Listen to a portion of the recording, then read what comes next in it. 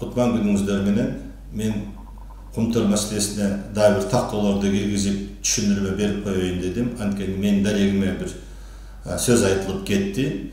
Жакын арада бул маселе парламентте каралат. Ошонун алдында толук маалымат жетсин. Ошонун ичинде мындай калың элдин арасында дагы документтер болсун дедим. 2012 жылкы мамлекеттик комиссиянын жыйынтыгы өкмөттө каралган.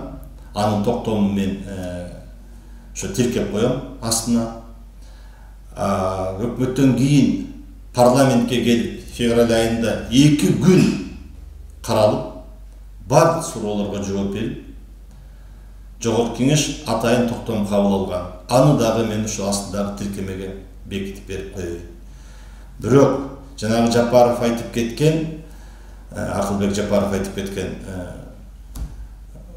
мамлекеттик комиссиянын корутундусунда бул мамлекеттик комиссия өндүрбөй коюптур деген, 6 миллиард сомду өндүрбөй коюптур деген сөз жок ал жерде. Ал калп сөз. Мен ошон үчүн атайын тиркемелерди тиркеп, мындай кылып коюп берем, салып берем. Булар интернет булактарында бар, муну тапса болот.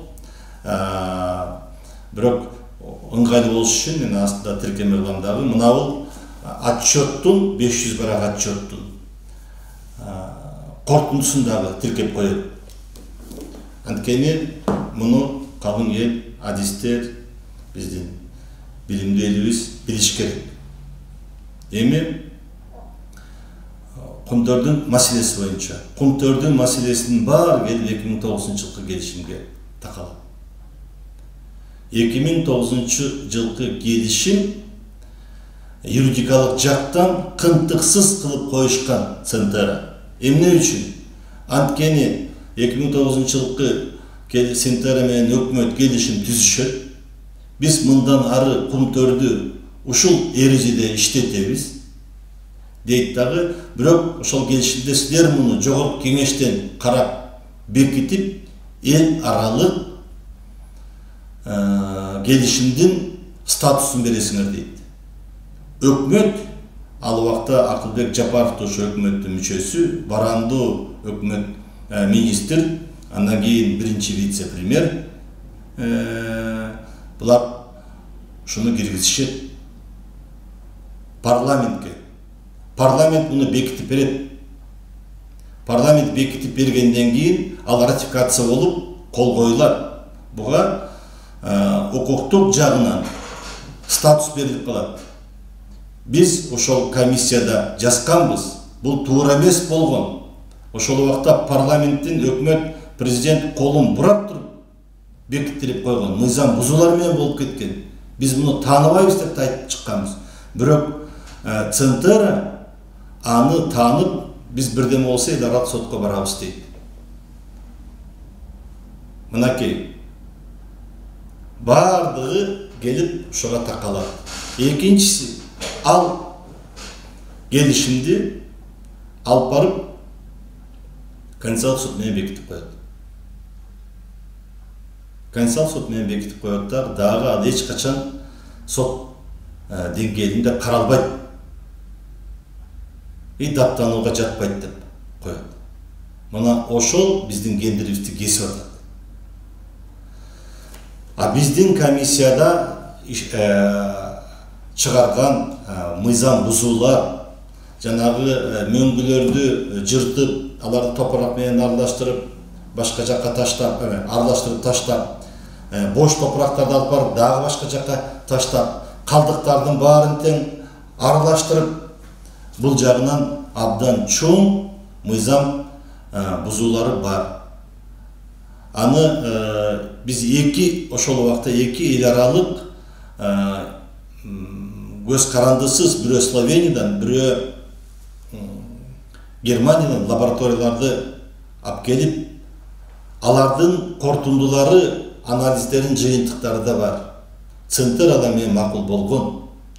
Анан кийин аларга жазылган ошолордун баарын оңдойсуңар деп. АМЕК деген эл аралык экологиялык компанияны алып келип, анын да жыйынтыгы бар. Ага да макул болушкан алар. Бул отчет каралып атканда парламенттен көп депутаттар ынанып, мынакей бизге ырашчылык айткан. Анткени комиссия таза иштеп, эч ким кийлишкен эмес. Ошол убакта президент да кийлишкен эмес бул комиссияга. Өкмөттүн башчысы да кийлишкен эмес. Эч ким сурап да койгон эмес. Бир гана качан бүтөсүңөр, кандай текшерип атасыңар, эмне жардам керек деп сурап турушкан. Анткени билесиңер, мурунку комиссияларга мамлекет башчылары, өкмөт башчылары кийлигишпөчү. Бул мамлекеттик комиссияга эч ким кийлишкен эмес. Биз ошондой кылып болгондой баардыгын жазып, мындай 500 барактык китепке чыгарып, анан депутаттарга, өкмөт мүчөлөрүнө баардыгына таратканбыз. Бул жерде мына сүрөттөр менен бар. Эмне бузулуп, кандай бузулуп атат, каяка кетип атат, графиктер менен бар. Бу жерде биз канча акча алдык, анын баары мынакей мындай болуп жазылган. Кыргыздар канча айлык алган, сырттан келген адистер канча айлык алган, наркы канча чыгым кетип атат. 92-жылкы эң биринчи келишимден баштап 2011-жылга чейин баардыгы ушунда болгон. Мен дагы айтып коеюн, биз ошол комиссия таза, ачык иштеп бергенбиз, өзүбүздүн ишибизди аткарганбыз, ак кылып. Андан кийин мамлекеттик органдар тарабынан сотко берилди. Жана мыйзам бузуулар, доолор. Эми ал сот процессин билесиздер, өздөрү кандай өтөт. Ал башка кеп. Рахмат сиздерге, мен ушуну айтып коеюн дегем.